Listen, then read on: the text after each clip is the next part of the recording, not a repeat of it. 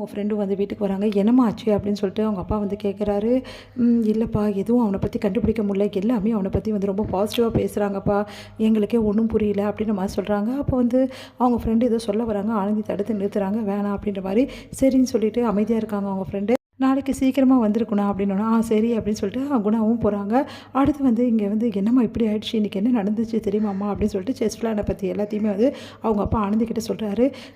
என்னப்பா சொல்கிறீங்க, நீங்களா தூத்திங்க, நம்பவே முடியல, அவன் அந்த மாதிரி பண்ணாமா, அவன் அப்படி தான்ப்பா பண்ணுவான், எப்படியாவது வந்து பேசி இந்த மாதிரி பண்ணிவிடுவான், அவனெல்லாம் நம்பி போய் ஏன்ப்பா செஸ்லலாம் உட்காந்திங்க, சரிப்பா செஸ்ஸு தோற்றதால ஏன்ப்பா டென்ஷன் ஆகுறீங்க, செஸ்ஸு தோற்ற வாழ்க்கையிலே நம்ம தோற்றுருவோமா, நான் உங்கள் பொண்ணை நீங்கள் நம்புங்கப்பா அப்படின்னு சொல்லிட்டு கையை பிடிக்கிறாங்க. ஆனந்தி, உன் வாழ்க்கை பாழாயிடுமோன்னு எனக்கு பயமாக இருக்குமா, என்னால் உனக்கு எதுவும் கஷ்டம் வந்துடக்கூடாதுமா, அதெல்லாம் இல்லைப்பா, அது விளையாட்டுப்பா, விளையாட்டில் வேணால் பெரிய ஆளாக இருக்கலாம், ஆனால் அதுக்கு மேலே ஒரு விஷயம் இருக்குப்பா, வாழ்க்கைன்னா வேறு விஷயம் இருக்குது, என்ன வேணாலும் ஒரு பொம்பளையே பண்ணிட முடியாதுப்பா அவனால், சட்டம்னு எதுக்கு இருக்குது, நம்ம பார்த்துக்கலாம்ப்பா, நீங்கள் கவலைப்படாமல் படுங்க அப்படின்னு சொல்லிட்டு ஆனந்தி வராங்க.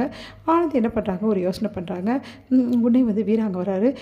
என்ன மேடம் எங்கெங்கோ போய் சுற்றி அலைஞ்சிங்க போட்டிருக்கு, என்னை பற்றி எல்லா விஷயத்தையும் கண்டுபிடிக்கிறதுக்காக அப்படின்னு அமைதியாக இருக்காங்க.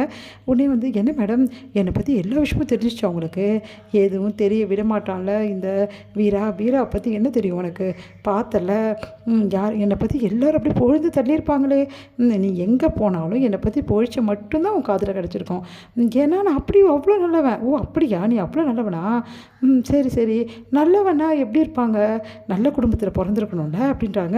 அது கேட்டு வீராவுக்கு செமையாக கோவம் வருது. உடனே வந்து அப்படியே பார்க்குறாரு. என்ன பார்க்குற, உன் குடும்பம் நல்ல குடும்பமா அப்படி சொல்லிட்டு கேட்குறாங்க.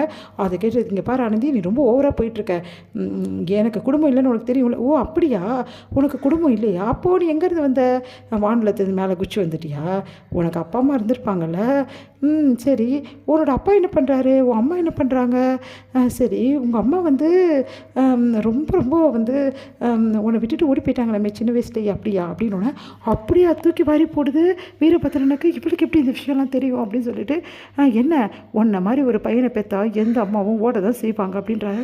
அது கேட்டு அவ்வளோதான், உனக்கு எவ்வளோ தைரியமாக தான் இந்த மாதிரி பேச்சு, உனக்கு யார் இதெல்லாம் சொன்னது அப்படின்னு சொல்லிட்டு பயங்கரமாக கத்துறாரு.